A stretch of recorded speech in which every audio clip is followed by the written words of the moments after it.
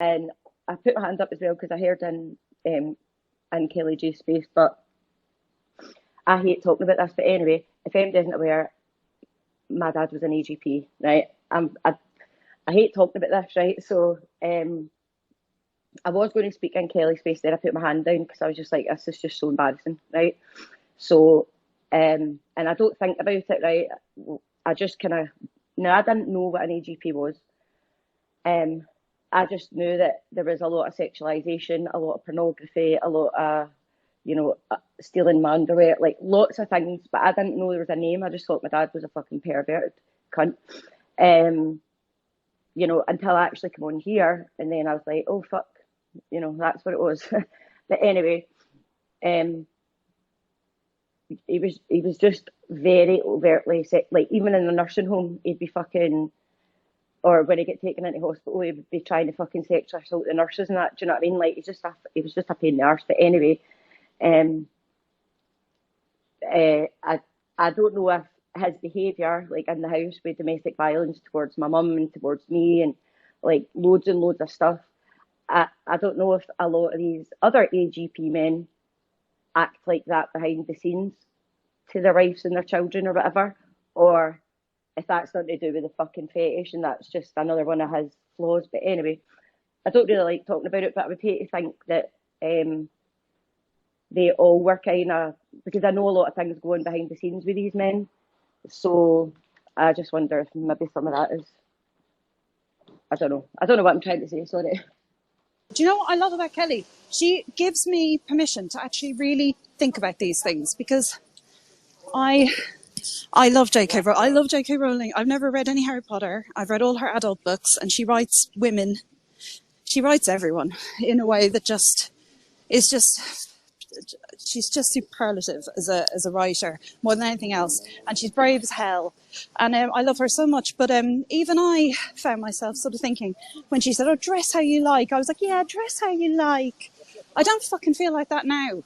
I really did have that mentality of, "Oh, let them. Oh, who? Let's not police each other's clothes. Or that's what makes them all this." No, no, taking a little boy's dollies away from him and telling him that he can't do ballet, or that he's not allowed to like Polly Pocket or want a sparkly swimsuit. Yeah, that contributes. We're talking about grown men. We're talking about grown men. They don't need to be us to stand in a circle and clap because they want to dress like fucking idiots. Okay? We don't need to. And the difference is that there is no difference between, as I said earlier to some knob end on here, there is no difference between him. Sorry, I'm walking along here. That's why I'm sounding like I'm having a heart attack. There is no difference between him wearing a gimp mask or anything, or a spiky bra or a thong or something bizarre or whatever it is, because it is a fetish, and it's to do with, someone earlier made the fantastic analogy of if someone offers me food, then that's a nice thing to do. If I know that makes them sexually aroused, and they're a feeder, and they want to wank over the fact that I've taken the food, it's an entirely separate thing. Context is everything. And Kelly has given me permission to actually think about these things, rather than go along with the, yeah, you're so right, they should be able to wear what you want. Yeah. I actually think, no, I don't want you walking around as some sort of fucking parody of me. And Kelly gives us I'll just speak for me, has given me the confidence to actually say, I don't consent. It's weird. No, we don't want to go around telling people what they can and can't wear. But unfortunately, you can't fucking stop wanking yourself into a stupor over everything. So unfortunately, yes, you have to behave. Put some fucking normal clothes on and behave yourself in public. And what you do in private is up to you. Beautiful. Next person was Nay. Right, so I was thinking, given the fact that I kind of do more topic spaces and focus things, how about, now I've got Cara Dansky coming in tomorrow night. I will discuss sort of the gender spec stuff as well. She's a really approachable woman. But there's nothing to stop me asking Sarah Fillmore to come into a space and we can have a generalised discussion on something. And then we could actually ask her about her views on things like true trans. Now, when I say ask her views, Peaches, you won't be able to say what you've just said. But we can have constructive, Been questions. done, no. It's been Well, done, no, now. has it? I don't know. I haven't been around long enough to, but we can always try and reinforce it. I know that kind of, oh, what's been done, we don't do it again.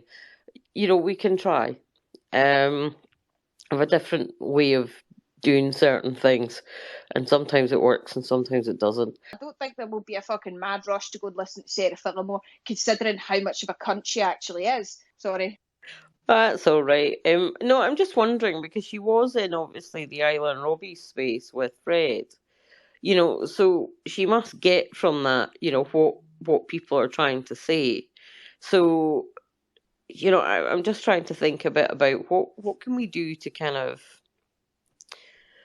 there's definitely a division between GC, and the division is actually quite marked because a lot of the division comes from the people, we've got smaller accounts than the people, like people like Glinner and others. You're talking about thousands of views. I mean, J.K. Rowling's got, 14, 15 million followers. Even if we all club together, we'll never get as many views as she gets in one tweet. And it's about maybe trying to kind of, I don't know, cultivate it.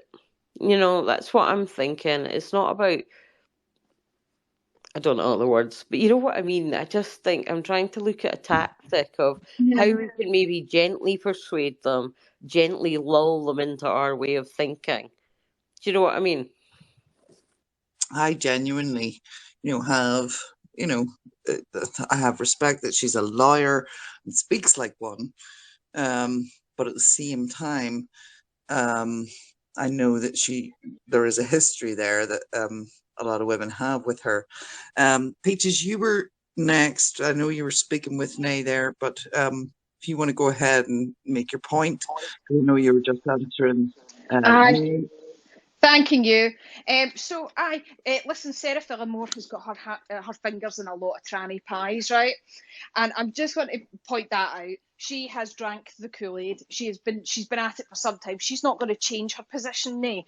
She's always going to stubbornly stick to it because she's made deals in private. She's got them as friends. She has patrons. That's it. She's going to be the same forevermore. But anyway, if I could tell a quick story, since Amanda was sharing. Now, my ex-husband, I don't know if he's full AGP, but I had the funniest thing happen to me a couple of years ago. So his girlfriend at the time contacted me over Facebook, and besides we tell her a whole load of bullshit lies, like we weren't even divorced. Yeah, we've been divorced for years, but we got chatting, and then she told me about him, and do you know what? Alarm bells went off. Because apparently she video chatted me and showed me his high heels and stockings, and I fucking, that way you just sort of blanch. I was like, oh my god, that's what that was about. When I get married, I was only 20, right? So I was quite young and quite stupid, very different from what I am now. I was a wee airy fairy dafty and didn't have the first fucking clue.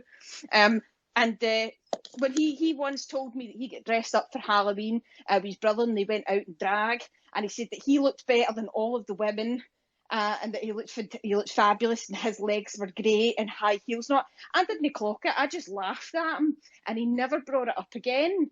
And then I find out from her, she actually took pictures of the stupid outfits that he'd been wearing. Apparently, he was trying to get her into it, like so as that she would be participating in the fetish. And I kind of went, oh, makes sense, really. Now, when I look back at it, he's a big fucking woman hater. So we went back and forth on it. But it's quite funny, though, the link between the AGP male, the narcissism, the psychopathy. It's definitely there. And people who, like Sarah Fillmore, who fucking defend it as if it's their right to dress up how they want. They're gender non-conforming. And gender non-conforming kids, some of them are trans. No, none of them, absolutely fucking zero, are trans. There you go. I don't think you need to say anything else, actually. No, I'll leave it at that. Absolutely. So it was Amanda next. That's fine. I mean, if I'm bringing the space down, please just tell me and I will shut up. But I just wanted to say what I'd said earlier, you don't have to answer me you know, I wasn't really asking a question, if you know what I mean, but like, just in case anyone doesn't know, right? So a small like I've had a really, really bad childhood, and I know a lot of us have this. I'm not trying to compete with anyone, or, you know, a lot of us have, but you know, it's really, really bad. And the way that I get on with it is to just get on with it, right? That's the way I do things. So I'm not a talker. I'm not a, you know, sitting and telling you all my life story. It's just, I'm not really like that.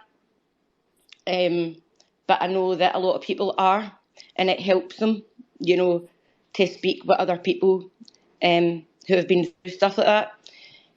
Which is why, and I've said before, because a lot of my friends host spaces, whether it's, you know, about rape or, you know, this AGP stuff or domestic violence, you know, all of which I've went through. But I've just always put it to the back of my head, and didn't think I would ever need to speak or kind of hear about it until I came on here and obviously learned about everything. You know, one of the good things I learned from the women was, you know, I was always thinking to myself, why the fuck does my mum stay here? Like, why does she, you know, how many times do we have to be battered? Do you know what I mean? How many times do I have to go to school and pretend I fell out my bunk beds? How many times do we have to be locked in the bathroom, you know, terrified, like, you know, but I didn't realise, you know, women couldn't do certain things in those days, like in the 80s. I didn't realise that they couldn't, you know, it was just very difficult to get away from those sort of situations. And so, you know, it helped me a little bit, you know, learning that. But me being a stubborn bastard and knowing what I'm like as a mother, I'm still kind of a bit like, well, so fuck, I would have still done something. But anyway, but yeah, so I don't really have anything to offer to these conversations, because in order to have these conversations with women, I would have to think back and go back in order to give my, you know, stories or what's happened to me, or try and help in any way. And I'm just not ready to do that. So I was asked to speak about the women in prison. And I thought to myself, right, what's the thing that I can speak about that's going to make the most impact, that won't, I hate using this word, but trigger me or whatever, you know. And it was the prisons, obviously, because there's not really many women that can speak about being in prison, never mind being in prison with two men. So that's what I chose. So you'll see me being strong, and you'll all think she's strong as fuck and she's loud and all the rest of it. And yes, I am, but I focus on the prisons because I can't really go there, if you know what I mean. And so I was just more like, I don't want to go and read all these stories because I just can't do it. You know, I already know, and I've been through it. People have just given it a name now. So, so, you know, a big up to those women and that are doing stuff like that. But I'm just really shit at that. Thank you, Amanda.